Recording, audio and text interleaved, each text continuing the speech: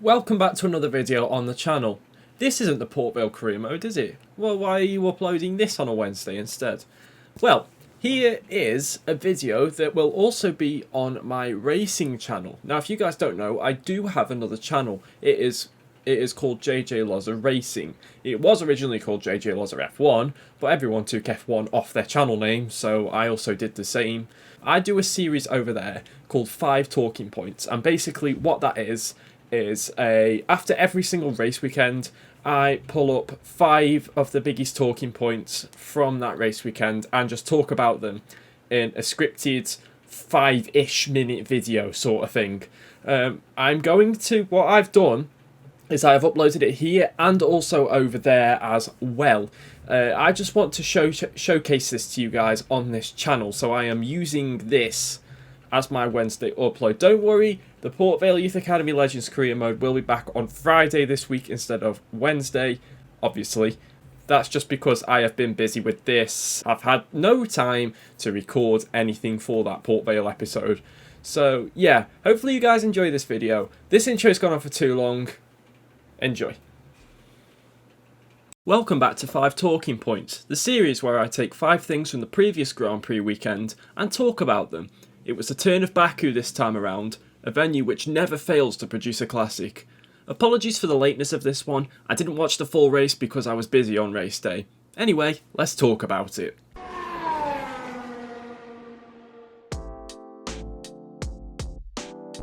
This weekend, the biggest mistake was not Lewis Hamilton's lock-up into turn 1 after the restart, or any of the crashes in qualifying, but it was Pirelli's decision to choose the 3 softest tyre compounds for the Azerbaijan Grand Prix.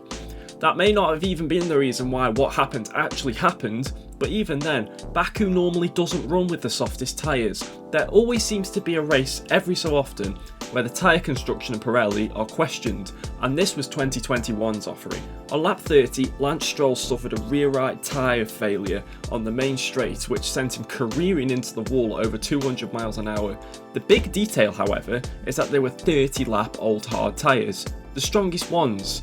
The ones that people pit to change onto on lap 1 to go to the end of the race on. But it didn't end there.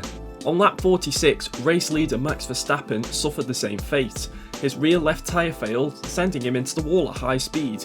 These were also hard tyres, and they were 33 laps old.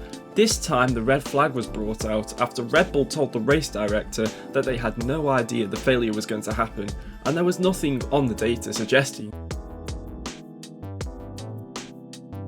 So I've just talked about the way Verstappen drew a blank this weekend, but for the first time in 58 races, so did Lewis Hamilton. Hamilton was running in 3rd place when Verstappen crashed, and whilst he was keeping up with the other Red Bull of Sergio Perez in front, he was struggling to pass.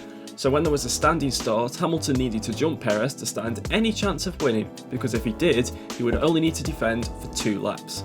And Hamilton did exactly that. He made a blistering start from 2nd, instantly passing the Red Bull, who tried to cut him off. However, that move from Perez will prove significant, as Hamilton explained after the race. As he moved left to avoid the Red Bull, Hamilton accidentally hit the magic switch on his steering wheel, which caused him to lock up and go straight on at turn 1, sending him to the back of the grid. As he explained, the magic switch essentially switches off the rear brakes, causing all the brake bias to move to the front brakes, which caused the lockup. Well, I said last race's podium was refreshing, but this one was even more so. Not a ham, bot or ver in sight. It was nice to see Sergio Perez finally get some luck and win in the Red Bull, as it feels like he really hasn't had a lot so far this season. But Baku is a track Checo has always been strong at, having already scored 2 podiums there in 2016 and 2018 for Force India.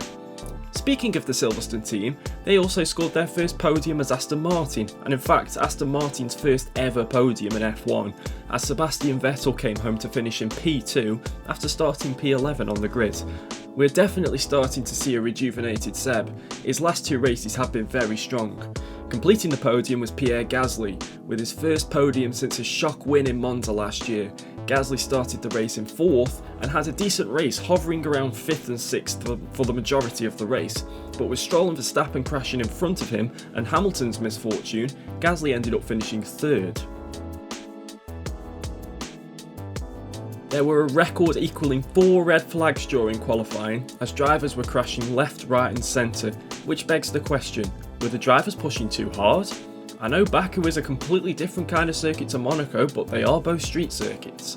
In Monaco we saw no one hit a barrier, no one lock up at Saint-Devote, and no one straight line the chicane after the tunnel during qualifying, or even in the race for that matter.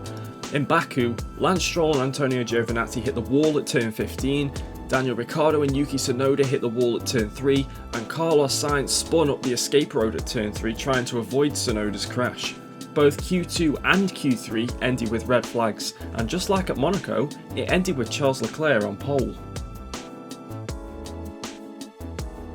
I think it's fair to say that Valtteri Bottas has had his fair share of bad luck this season, and that carried on into this weekend.